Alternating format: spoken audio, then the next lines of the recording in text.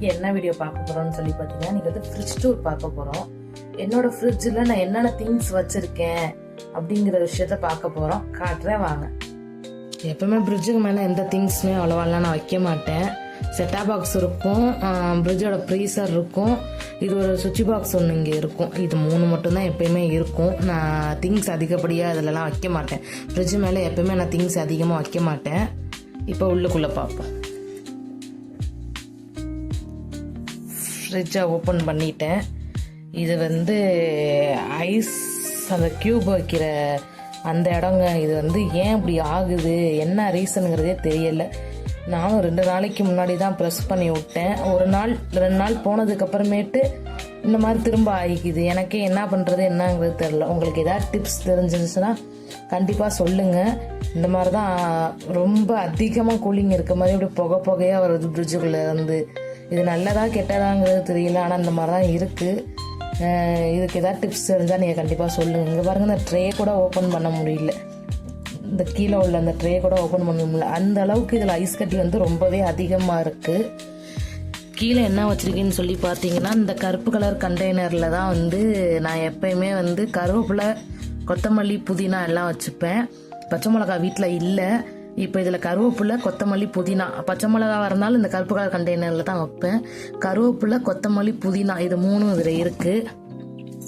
இதில் என்னன்னு பார்த்தீங்கன்னா, இதில் வந்து மாவு அரைச்சி வச்சுருக்கேன். மாவு அரைச்சி ஃபில் பண்ணி வச்சுருக்கேன். இதில் என்னன்னு சொல்லி பார்த்தீங்கன்னா, இது வந்து காய்கறி வைக்கிற இடம். அந்த காய்கறி வைக்கிறதுக்கு வந்து கண்டெய்னர் கொடுத்துருந்தாங்க. இருந்தாலும் அந்த கண்டெய்னர் வந்து ரொம்ப சின்ன கண்டெய்னர் அப்படிங்கிற காரணத்தினால அந்த கண்டெய்னரை எடுத்துட்டு, அது எடுத்ததுக்கப்புறம் எனக்கு கொஞ்சம் ஸ்பேஸ் இருந்துச்சு, எக்ஸ்ட்ராவே இருந்த மாதிரி இருந்துச்சு. அதனால அந்த கண்டெய்னரை எடுத்துட்டு இதில் தக்காளி வச்சுருக்கேன், பீட்ரூட் வச்சுருக்கேன், கேரட், பீன்ஸ் வச்சுருக்கேன், கத்திரிக்காய் வச்சுருக்கேன், கொத்தரங்காய் வச்சுருக்கேன். ரொம்ப அதிகமாகலாம் காய் வாங்க மாட்டோங்க. அப்பப்போக்கி தேவைப்படுற காய் மட்டும் நான் வாங்கிப்பேன் எப்பயுமே வீட்டுக்கு. டக்குன்னு வந்து இந்த ஃப்ரிட்ஜ் இந்த கண்டிஷன் சரியில்லாமல் இருக்கிறதுனால தேவைப்படுற காய் மட்டும் வாங்கி இதில் வந்து நான் ஃபில் பண்ணி வச்சுப்பேன். இதில் வந்து லெமன் வச்சுருக்கேங்க. தேங்காய் மூடி இருந்துச்சு, காலைல நான் யூஸ் பண்ணிட்டேன். இதில் லெமன் வச்சுருக்கேன், கரம் மசாலா தூள் வச்சுருக்கேன், இதில் வந்து பிரியாணி மசாலா வச்சுருக்கேன். இது வந்து மணத்தக்காளி வத்த குழம்பு செய்கிறதுக்கு யூஸ் பண்ணுற அந்த மணத்தக்காளி வத்தை வச்சுருக்கேன். இது வந்து சாமிக்கு வந்து நெய்வேத்தியமாக வைக்கிற கல்கண்டு வச்சுருக்கேன்.